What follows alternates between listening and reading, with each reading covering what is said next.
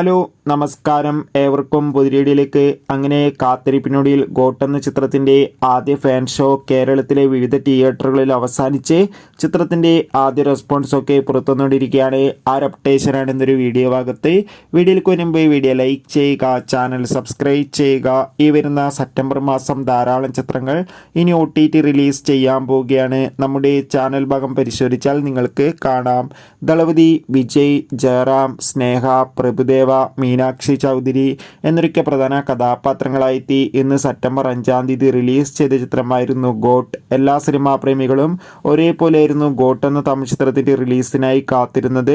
ചിത്രത്തിൻ്റെ ആദ്യ fan show രാവിലെ കൃത്യം 4 മണിക്ക് തന്നെ കേരളത്തിലെ വിവിധ തിയേറ്ററുകളിൽ ആരംഭിച്ചിട്ടുണ്ടായിരുന്നു. ഇപ്പോഴത്തെ ചിത്രത്തിൻ്റെ ആദ്യ ഫാൻ ഷോ കഴിയുമ്പോൾ തന്നെ ചിത്രത്തിന് പോസിറ്റീവ് റെസ്പോൺസ് തന്നെയാണ് പുറത്തുവന്നുകൊണ്ടിരിക്കുന്നത്. ചിത്രം കണ്ട സിനിമാ പ്രേമികളെല്ലാവരും ഒന്നരംഗം പറയുകയാണ്.